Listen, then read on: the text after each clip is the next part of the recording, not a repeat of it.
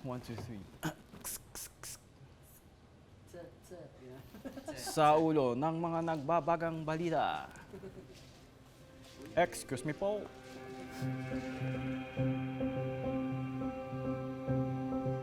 Two weeks before this event, I received a text message from Carlo. At doon ko nalaman na when Carlo said his first hi to Jam, sinungitan siya ni Jam. At sabi naman ni Carlo sa text, because Jam at the time have a rough day. Kaya siya sinungitan ni Jam. I'll be here for you. I'll be here for You are the only person that brings out the best and worst part of me. Haha. I love you with all my heart and I can't wait to see you at the altar. Plus, I am the gift. Love, asawa. Oh, I do hope you like the gift. Visit 100 pesos. Okay. I won't let you go. I am the Ate Ann of Carlo and Bessie of Jam. Maniwala po kayo sa hindi, I knew Carlo first before Jam. Carlo is my neighbor, and he has been my little brother's servant in our youth and choir ministry.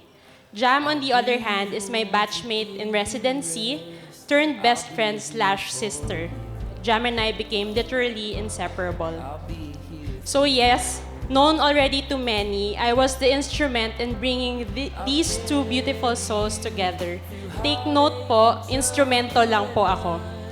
Time and again, especially when Carlo is full-blown silly and when Jam is highest level monster mode, this couple would tell me time and again, ikaw kasi, kasalanan mo to. But every single time they tell me this, I tell them, hindi ako, si Lord yun. Which is very much true. Their meeting was never at all planned. It was June 4, 2016, almost exactly 3 years ago. During an anticipated mass at our parish, I brought Jam along with our other co-residents in our parish. After the mass, I was surprised. There was Carlo in his blue sando, fresh from London, approaching me with his wave and smile. So here was Carlo, single and available, and there was Jam, also single and available. So alam na. I always believed na binulungan po ako ni Lord sa oras na yon. Tandang-tanda ko pa ang last words ko kay Carlo were, Carlo, tandaan mo si Jam yan ha, Jam. Sabay nag-ice rolling na po si Jam, suplada pa siya kunwari nun. On the other hand, me being an ate figure to Carlo, sumunod naman po siya. Mukhang hindi niya na talaga kinalimutan si Jam. But hindi ko pa din ma-figure out until now kung sino sa kanilang dalawa ang malakas na nagdasal nung araw na yon. Or maybe their parents, it remains a mystery. Truly, only God knows. Take my hand, we'll run away. But here with you, my heart will stay.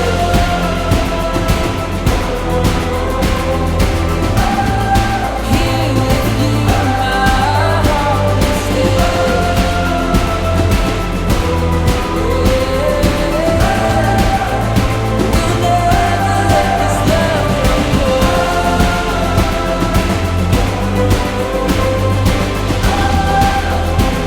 never let this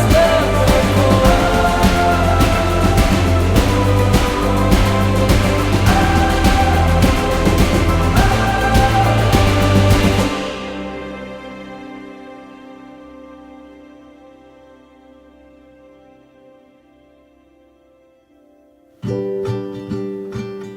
Kuya and I had our fair share of experiences in London, as any young lad exploring a new city and living away from home do. We as a group of friends shared fond memories together, traveling to new places, attending concerts, trying out new food, or simply movies or series binging in their flat. Kuya was also the type of person who can't be anchored in one place. Kuya's campus may have taken him to various adventures in search of something great, but he didn't have to look far and wide because all it took was a little introduction by his good old friend to a great doctor named Jam Escape. And from that moment on, he never let her escape his sight. We've witnessed how Kuya changed for the better when his Queen's reign began and how much happier he became. As far as I know, Kuya was raised by the world as he spent chapters of his life in the Philippines, Saudi, and the UK. But with Jam, he finally found his own. 2 years ago, he came home for my wedding. And then after that, that's when he told me na sila na ni Jam.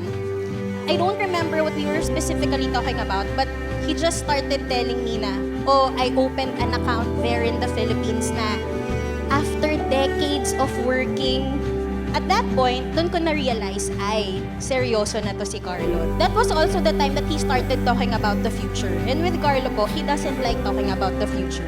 Allergic po yan sa commitment dati. I knew that time na si Jam na ngayon.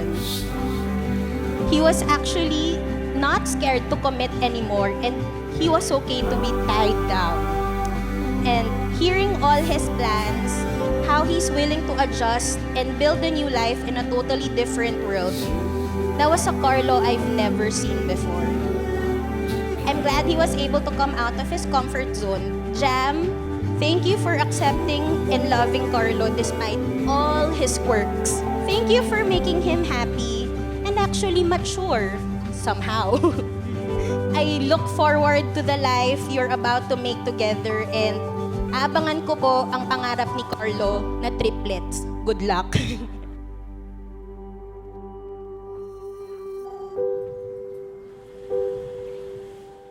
Dear Mama and Papa, I know physically and emotionally you have been tired from the preparations leading up to this special event. I truly adore you for being hands-on and very supportive since Jam came into our lives. Lastly, thank you for being my parents. My success and failures have taught me that without God, I am nothing. But without you, Mama and Papa, I wouldn't be anything.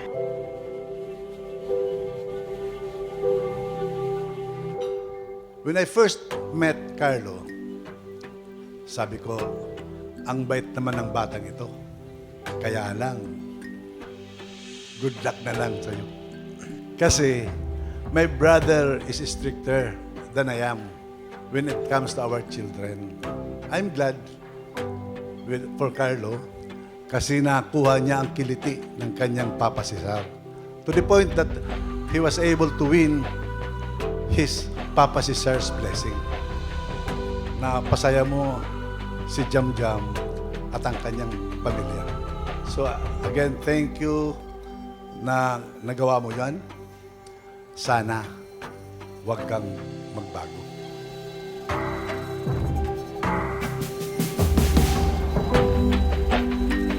Carlo was this carefree guy who didn't believe in long-distance relationships, and Jam was a plant. When I started to know her, she somehow didn't believe in love anymore and had major trust issues, so she didn't see herself getting into a relationship again. But I can still remember Jam during our duty hours in Makati Med. She would wake up at 3 or 4 a.m. just to be able to chat with Carlo, who was in a different time zone. And that means all of us, her duty mates, would be awake too. Because in the wee hours of duty, her phone would lighten up the whole call room, and it keeps on buzzing whenever Carlo replies. Kidding aside and fast forward to now, Carlo gave up his London career and the joys and perks of singlehood, and Jam committing and entrusting her life to another person despite her past experiences.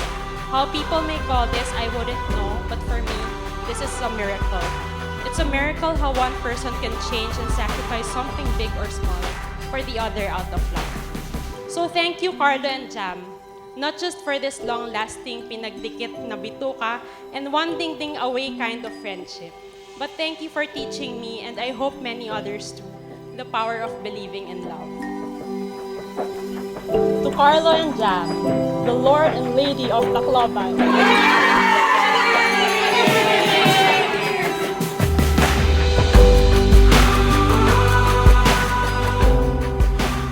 Carlo, inaro taka, which in your dialect is I love you. But in Waray, it means I asked for you. In my heart, I know I asked you from God.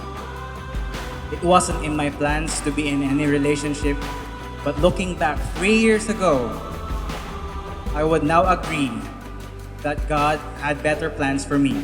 And that's why He wrote my love story.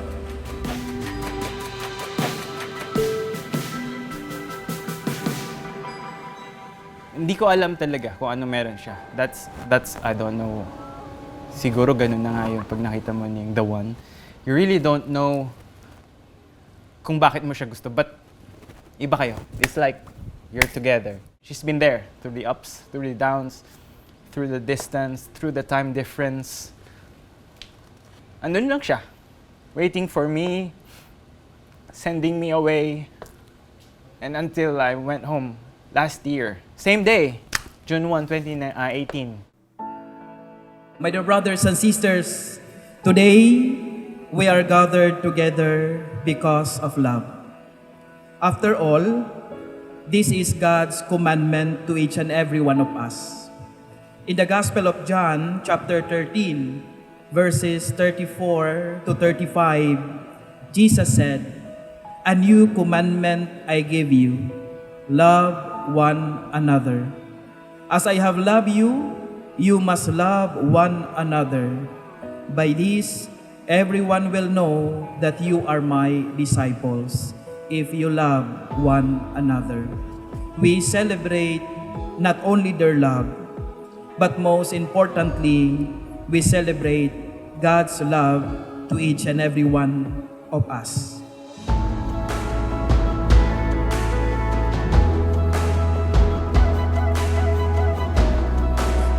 Jam, wear this ring as a sign of my love and fidelity.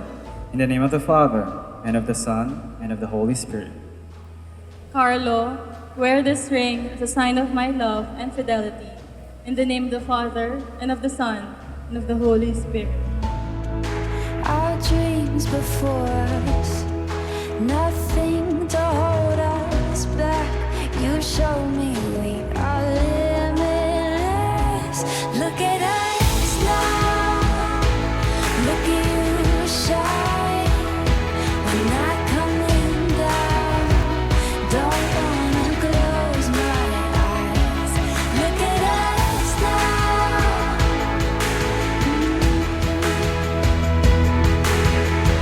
Exactly a year ago, June 1, 2018, I made one of the heaviest decisions in my life, to leave England. Back there, I was already enjoying my comfort zone, and I had just settled in an amazing country. I was still feeling incomplete. And then you came.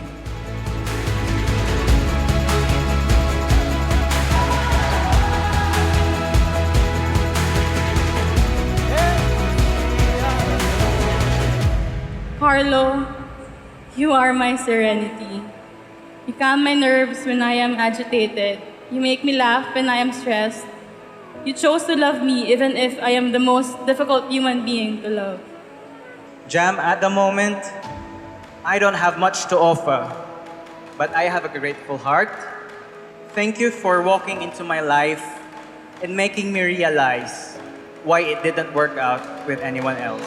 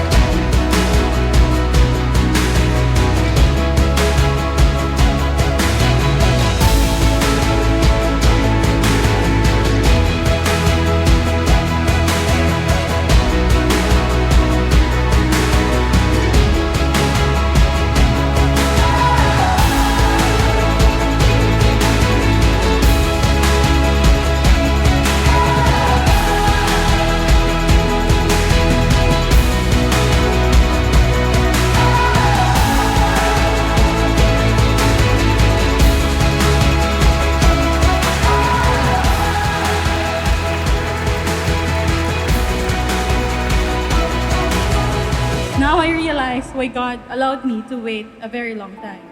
He was actually preparing the best one for me. Thank you for being the best version of yourself every day for me. I love you with all my heart. I do not know what the future has in store for us. What I know is, from this day on, I will face the future with you, holding my hand, and God at the center of our love. I love you always.